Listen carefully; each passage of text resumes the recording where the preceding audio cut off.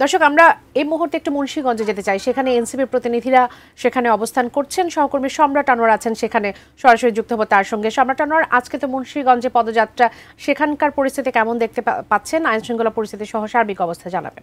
পেছনে দেখতেই পাচ্ছেন যে এখানে শহীদ মিনার, মুন্সিগঞ্জের যে শহীদ মিনার, সেই জায়গাটিতে আনুষ্ঠানিকভাবে আজকের যে পদযাত্রার কর্মসূচি সেটি এখান থেকেই শুরু হবে এবং এখান থেকে তারা পদযাত্রা নিয়ে দলীয় নেতাকর্মী যারাই আসছেন এবং যারা এই যে জুলাই অভ্যুত্থানের সাথে যারা ছিলেন তারা আসলে সবাই একত্রিত হয়ে এইখান থেকে সামনের দিকে, ঠিক এখান থেকে 500 মিটার দূরেও একটি জায়গা, একটি মোড় রয়েছে শহীদ চত্বর, সেই জায়গাটিতে আনুষ্ঠানিকভাবে এই জেলার যে সমাবেশ, সেই সমাবেশটি এখানে অনুষ্ঠিত হবে এবং সেখান থেকে যে দিক নির্দেশনা কিংবা এনসিপির যে কর্মসূচি কিংবা এনসিপির যে দিক দর্শন, রাজনীতি নিয়ে ভাবনা, নতুন বাংলাদেশ নিয়ে যে ভাবনা, সেই বিষয়ে হয়তো বা সেখান থেকে আনুষ্ঠানিকভাবে ঘোষণা করবেন।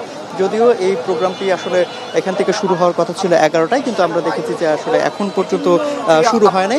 কিন্তু এখানকার যারা নেতৃবৃন্দ উপস্থিত রয়েছেন তাদের সঙ্গে আমরা যতটুকু কথা বলেছি, তারা বলেছেন যে ইতোমধ্যে নাহিদ ইসলাম, হাসনাত, সার্জিস এরা সবাই ইতোমধ্যেই রওনা হয়েছেন এবং কিছুক্ষণের মধ্যে এই জায়গায় চলে আসবেন এবং এখানে আসার পরে মূলত এখান থেকে তারা তাদের কর্মসূচি, সামনের যে কর্মসূচিগুলো সেগুলো অব্যাহত রাখবেন। এবং আপনাদের আরেকটি তথ্য জানিয়ে রাখি যে আজকে সকালের যে কর্মসূচি সেটি আসলে মুন্সিগঞ্জে অনুষ্ঠিত হবে এবং মুন্সিগঞ্জ থেকে তারা বিকেলের কর্মসূচি সেটি আসলে নারায়ণগঞ্জে হবে এবং সেখানকার যে প্রস্তুতি আমরা দেখে এসেছি যে সেখানেও বিশাল একটা সমাবেশের তারা চেষ্টা করছে এবং আয়োজনের জন্য যা যা করা দরকার সেটি করেছেন।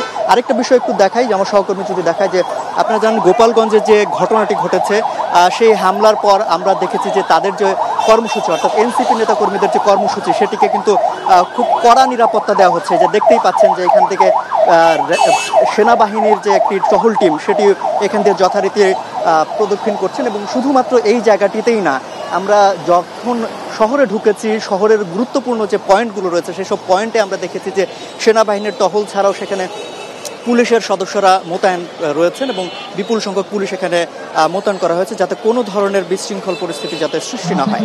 ফিরছি স্টুডিওতে।